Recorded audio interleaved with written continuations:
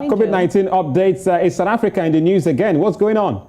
Well, South Africa, apparently there's the latest story, the latest updates. By the way, good morning, guys. Thank you so much for having me this morning. Well, South Africa has recorded daily coronavirus cases almost halved amid a fourth wave of infections fueled by the Omicron variant. So this is the first time South Africa is seeing a drop. Yes, a drop in the numbers. Well, the country registered 8,505 new infections in the past 24 hours. Data from the National Institute for Communicable Diseases showed. Now, that's a 44% drop from a day earlier and the lowest number of daily infections since December 6th. So right before December 6th, and also looking at what we have now with the new Omicron variant, South Africa has continued to see a higher number. But right now, it's something they should celebrate. However, the cases were recorded with 29.9% of COVID-19 tests analyzed coming back positive, about in line with the 30.7% figure from a day earlier, the Institute said. So new infections declined by 44% from day earlier, data shows. Also, figures come as South Africans travel country for holidays. And that's exactly what we are actually seeing. So that's a good story, And don't forget the President, Cyril Ramaphosa, has actually gotten back to work, and he did that yesterday. He's feeling better now. He's looking really good and sharp. He's back and he's ready to go back to work, and he's actually gone back to work. He started working after that mild infection. Don't forget the minister also contracted and had that virus, but he's feeling well as well, as we can hear right now. But let's move on away from South Africa. Let's go straight to Kenya, guys.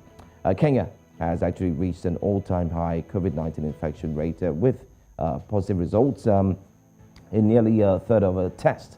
Scientists believe the surge is fueled by the highly transmissible Omicron variant of the coronavirus. But Kenya is also seeing a low rate of hospitalizations and deaths. So this is what is happening in Kenya.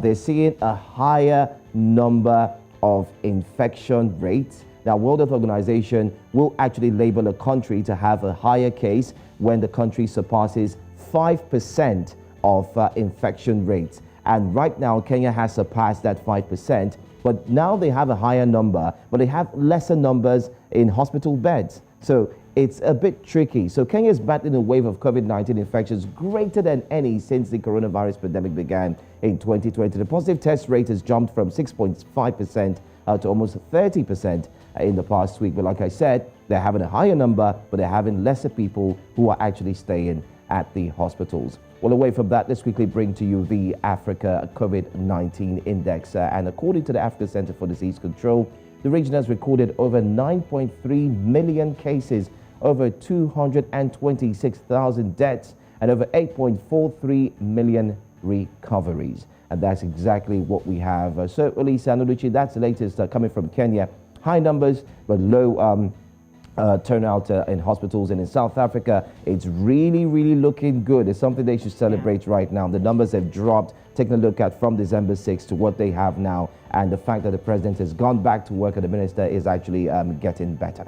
All right, it means we should all be quite hopeful, with the stories or with the numbers we're getting from South Africa. But on the other hand, Kenya, that has the high number with the hospital, people going to the hospital or hospital bed usage is quite low. But I think it's still a positive thing if you look at it from that aspect. It means that not so many people need to be hospitalized, in the hospitals. It is. It has been attributed to the Omicron variant as well. And a lot of people are saying, just like it is in America, the 70% of people who have actually gotten the virus in America, it's been noted that it is the Omicron variant. Don't forget in Nigeria, our very own President Muhammadu Buhari has also taken the third booster. So it's an indication that everyone should start thinking of taking the third shot, the booster shot, in no time.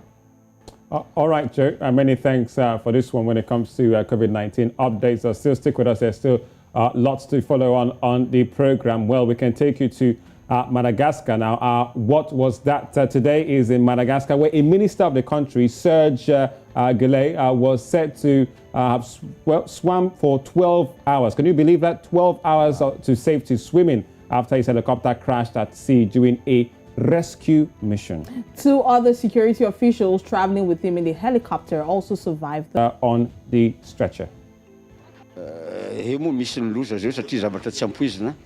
Ny hélicoptère anay zany tsy haiko tratrany rafale devant izy io na ahoana de tonga de nilatsaka tokotokony tamin'ny fito teo.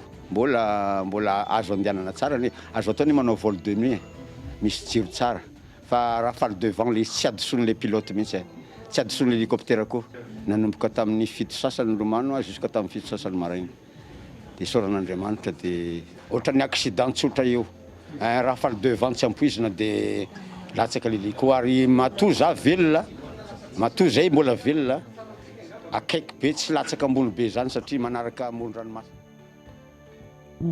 Wow. You heard the comments, you saw the quotes himself. That's the minister out there in Madagascar. So he was actually going on a rescue mission when his helicopter crashed. Fortunately, the other crew who were with him survived it, and he swam from 7 to 7:30 to 7:30 the next day. Quite unbelievable, but incredible story. Meanwhile, the president, Andrew Rajoelina, I beg your pardon, is among those who actually lost their life. This is highly unbelievable, don't you think? Olisa, you see why we say that when you talk about someone who's heading the security unit of a nation and how active he really is, that's a clear indication. What baffled me the most is the fact that he said he didn't have a parachute on. The pilot did, the other person did. He had to use the pilot's chair.